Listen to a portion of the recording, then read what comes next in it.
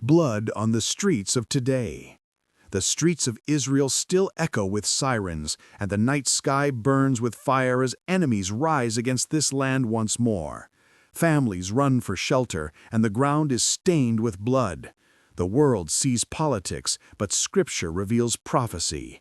For the rage of nations against Israel is not an accident of history. It is the rebellion of men against the covenant spoken to Abraham. From the first moment of rebirth in 1948, armies encircled Israel to crush her before she could draw her first breath. Egypt, Jordan, Syria, Lebanon, and Iraq moved as one, expecting an easy victory. Israel had no trained army, no stockpiles of weapons, only scattered defenders carrying the memory of exile. Yet they stood and they prevailed. The hand of God covered them, just as He declared, "I will bless those who bless you, and whoever curses you, I will curse." And as the wars continued, whispers of wonder spread among the people, stories that spoke of the Lord Himself fighting for Israel. Some said that in the desert battles when enemy troops advanced, swarms of bees and stinging insects scattered them in confusion. Whether legend or memory, such stories remind us of the words of Joshua. "I sent the hornet ahead of you, which drove them out before you." Joshua 24, verse 12. The message is clear. Survival is not coincidence, and defense is not merely human strength. The God of Israel still moves through history, and even nature itself becomes His weapon when He chooses. The blood on today's streets is another chapter in the same story. Nations curse, armies rise, yet the covenant remains unshaken. What the world calls impossible, heaven calls certain. Israel lives because God has decreed it. 75 years of fire. In May 1948, Israel declared independence, and 5 Arab nations struck in fury, determined to wipe her from the map. Against tanks, planes, and vast armies, Israel had only young men and women, many fresh from the horrors of Europe, carrying rifles that barely fired. By every measure of war, the battle should have ended in their annihilation. Yet Israel stood. Cities that should have fallen remained standing. Villages that should have burned endured. What the enemy planned as destruction became testimony to God's covenant. This pattern burned across the decades. In 1967, Israel faced annihilation once more. Surrounded on every side, her enemies massed for invasion. Then, in 6 astonishing days, the tide of history turned. Entire air forces were shattered before they left the ground.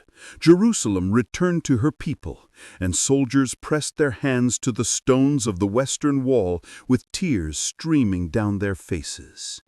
The prophets had spoken, and God had fulfilled His word. The Yom Kippur War of 1973 repeated the same rhythm. Egypt and Syria struck on the holiest day, when Israel prayed in fasting. Surprise should have ended in disaster, yet Israel survived. Against all odds, they rose again from the brink, their survival a rebuke to every enemy that had sworn to erase them. And still the stories endure, whispered testimonies of miracles, tales passed from mouth to mouth. Some speak of confusion gripping enemy troops, of sudden storms blinding advancing forces, of swarms of bees breaking regiments in panic. The historians may dismiss them, but the faithful remember God has always fought for Israel with sword, with storm, and with the sting of His creation. 75 years have passed, and every war has carried the same truth. Israel should not exist, yet Israel lives. Not because of chance, not because of politics, but because heaven's covenant still stands. The Lord's promise to Abraham is alive, and His words still burn across history. Those who bless will be blessed, and those who curse will be cursed. The Shadow of Millennia. Long before nations carved borders with treaties and armies, long before maps painted this region with flags and colors, the shadow of conflict already stretched across the desert sands. It began in a tent with a man named Abraham, chosen to walk under the stars with nothing but faith as his guide. The Lord spoke to him with words that resounded through eternity. "To your offspring I will give this land." Genesis 12, verse 7. That promise was not fragile. It carried the weight of heaven, and it demanded trust when human strength seemed powerless. Sarah waited through years of barrenness, her hope withering as seasons passed. In her desperation, she placed her servant Hagar into Abraham's arms, believing she could force the hand of destiny. From that union came Ishmael, a son born in longing, but also in human calculation. Abraham loved him deeply, and perhaps he thought the covenant was fulfilled. Yet the voice of God cut through the uncertainty. "Your wife Sarah will bear you a son, and you will call him Isaac. I will establish my covenant with him as an everlasting covenant for his descendants after him." The divine plan did not bend to human schemes, and Isaac entered the world as the miracle child, the embodiment of laughter reborn in Sarah's old age. Two sons grew under the same roof, drinking from the same wells, hearing the same stories of a God who had promised greatness. Yet their destinies could not be reconciled. Over Ishmael the angel declared, "He will be a wild donkey of a man. His hand will be against everyone, and everyone's hand against him, and he will live in hostility toward all his brothers." Genesis 16, verse 12. Over Isaac, the covenant rested as an eternal inheritance, the line through which the promise of redemption would move. Abraham stood torn between love and obedience, between two sons whose futures would shape nations long after his own bones returned to dust. When Sarah demanded that Hagar and Ishmael be cast out, the wound cut deeply. A father watched his son walk into the wilderness, and a mother wept as her waterskin emptied in the heat. But even there, God did not abandon them. He promised Hagar that Ishmael too would become a great nation, countless in number, fierce in strength, enduring through the ages. The covenant and the blessing divided not by human will, but by divine decree.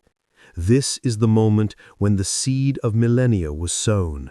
From one father sprang two legacies: Isaac, bearer of the covenant, and Ishmael, bearer of a promise of greatness apart from it. Their rivalry was not a passing quarrel of children. It was the shaping of history, the creation of parallel lines destined to run together yet apart, bound by blood yet divided by destiny. The hostility between Israel and the Arab world is not an accident of politics. It is the echo of that ancient separation, the shadow that began in Abraham's tent and has stretched across centuries into our own day. And as I trace these roots, I see that the cries of the present are not only cries of injustice or survival. They are the reverberations of a covenant written in heaven, a covenant that set one son apart and yet refused to erase the other. The struggle that began in the wilderness of Beersheba still rages, for promises spoken by God cannot be silenced, and destinies birthed in the tents of Abraham still contend for the land beneath our feet. The covenant of the land.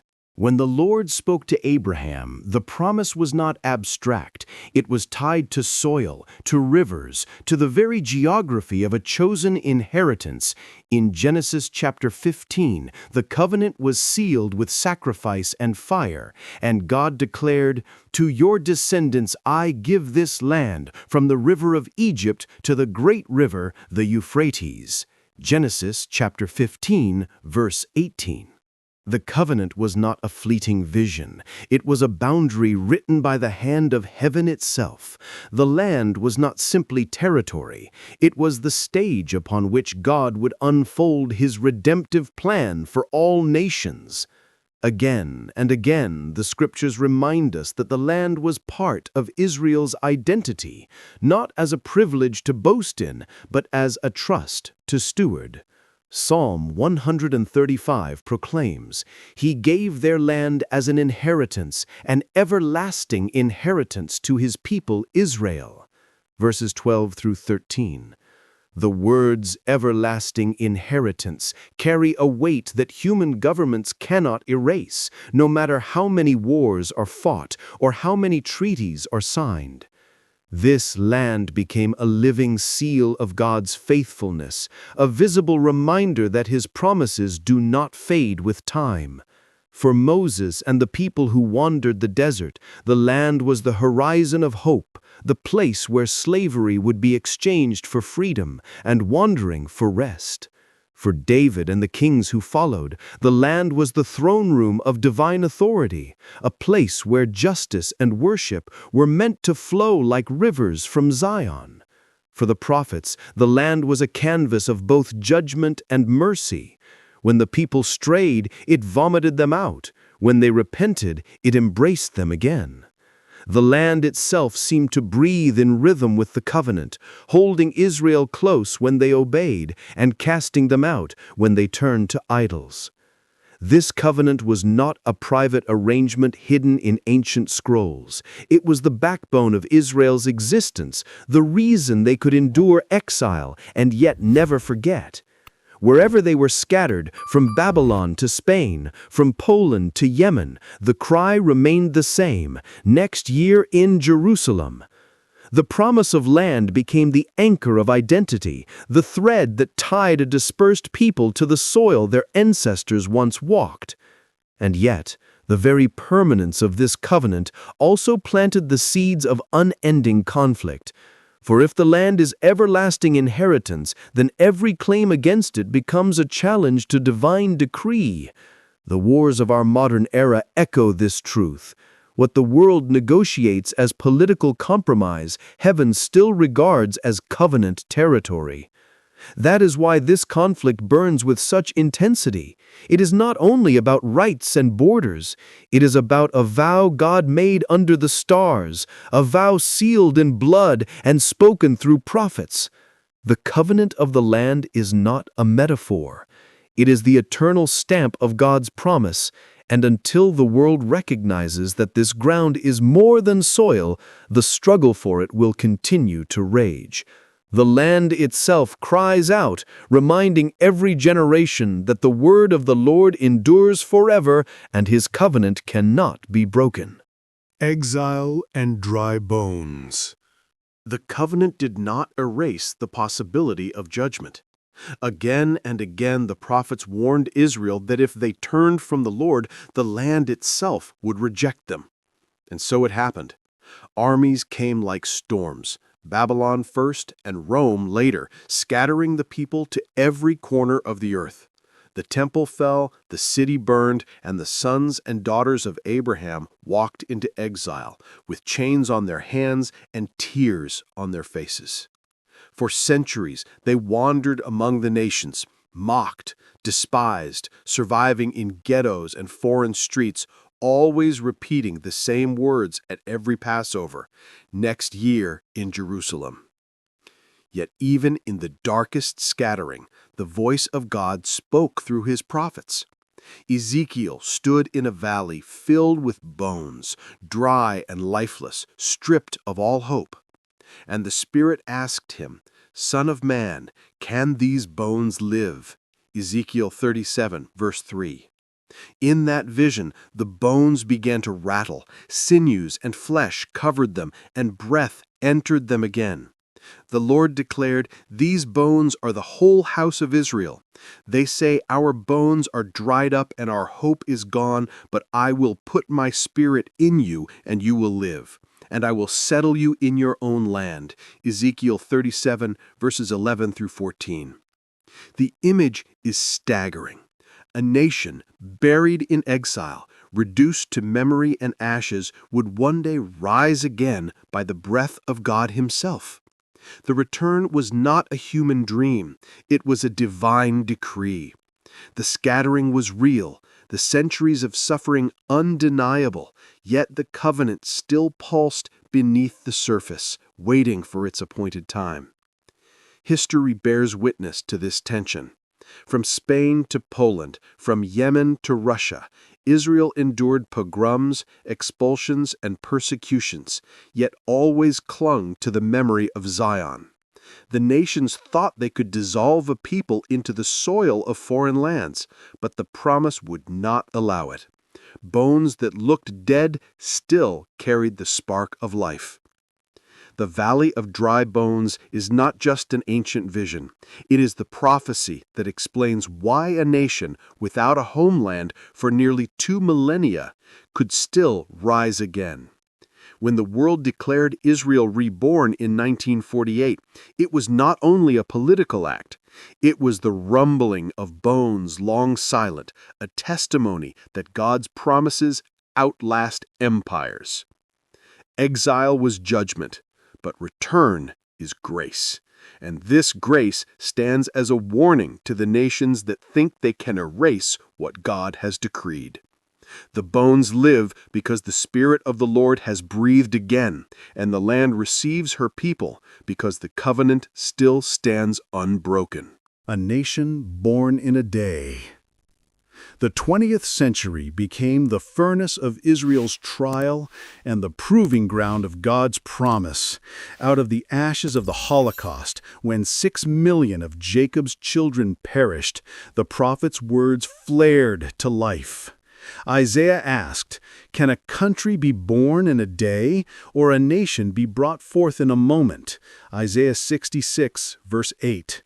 And in May 1948, Israel answered that question with her rebirth. Yet from the first breath of statehood, fire fell. 5 armies rose to strangle her newborn life, but what should have been destruction became testimony. Farmers became soldiers overnight. Students carried rifles older than themselves, and yet entire divisions of enemies crumbled before them. Some spoke of strange moments in battle, columns of enemy troops breaking and running, officers reporting that they saw multitudes where there were only handfuls, confusion falling on armies that should have overwhelmed. Whether fact or legend, such tales remind us of the same truth. The covenant hand of God shielded His people. And in every war since, the pattern repeats. In 6 days, Jerusalem returned. In the Yom Kippur assault, Israel rose from the brink. Again and again, survival should have been impossible. Yet the impossible became reality because heaven's word outweighs the weapons of men. Israel's existence itself is the greatest miracle, and each battle only adds another layer of proof that the covenant cannot die. Jerusalem, the immovable rock.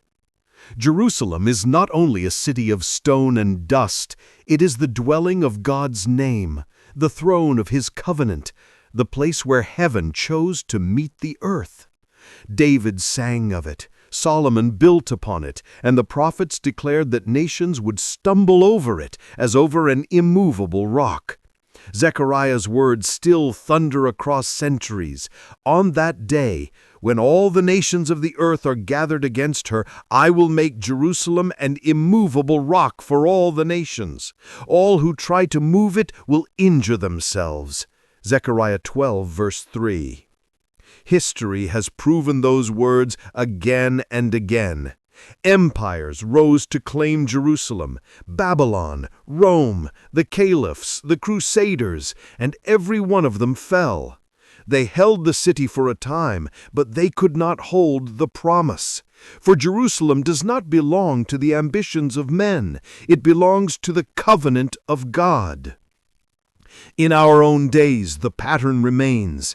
In the Six-Day War of 1967, when armies surrounded Israel and prepared to crush her, Jerusalem stood in the center of the storm. Yet in less than a week, the gates of the old city opened to her sons again. Soldiers pressed their faces to the western wall, sobbing with the weight of prophecy fulfilled. Their return was not merely military victory, it was divine decree carved into history by the hand of God. And among the stories told from those battles, whispers remain of wonders that defy reason. Tales of sudden confusion among enemy troops, of forces retreating in panic without explanation, of swarms of bees descending on advancing soldiers as if nature itself rose to defend the covenant city. Historians may argue, generals may dismiss, but the faithful recognize the pattern. For the Lord once said through Joshua, "I sent the hornet ahead of you, which drove them out before you." Joshua 24, verse 12. If he did it once, could he not do it again? This is why Jerusalem will never be moved by diplomacy or force. Every army that marches against her strikes not only at stone walls, but at the eternal promise of God. Every scheme to divide her shatters against the decree of heaven. The city is guarded not only by soldiers in uniform, but by the Lord of hosts, who commands storms, confusion, and even the smallest creatures of the earth to accomplish His will. Jerusalem stands because God has sworn it. She is the immovable rock, the cup of staggering for the nations, the place where prophecy burns like fire. And until the day the Lord Himself reigns from her gates, every hand stretched out against her will wound itself, and every nation that curses her will taste the weight of the covenant's curse. The story still unfolds. The story has not gone out. Even today, enemies circle, rockets fall, and blood cries from the ground. Nations demand compromise, leaders promise solutions, but prophecy tells us otherwise. Jerusalem will remain the immovable rock, and Israel will remain the covenant people. And still, among the fear and smoke, there are whispers of protection. Soldiers speak of bullets that missed their mark, of enemies retreating in sudden terror, of storms that rose at the perfect hour to shield advancing lines. Legends, perhaps, but legends that echo the truth of Scripture. The Lord Himself fights for Israel. No weapon forged against you will prevail. Isaiah 54, verse 17. This story is not finished. It continues to unfold in every generation, a living testament that God's promises are alive. The choice before us is clear: to stand with the covenant or to stand against it, to bless and receive blessing, or to curse and invite the weight of judgment. The survival of Israel is not simply politics, it is prophecy. So I call you now, not only to listen, but to act. Pray for the peace of Jerusalem. Stand with the people whom God has chosen as a vessel of His word. And remember the blessing that has never changed since the day it was spoken. I will bless those who bless you, and whoever curses you, I will curse. Genesis 12, verse 3. May the Lord open your eyes to see His hand in history. May He give you courage to stand in truth, and may His peace guard you in the days ahead. If this message has stirred your heart, share it. Let it spread. Let it find the one who needs it tonight. For the story still unfolds, and you are part of it.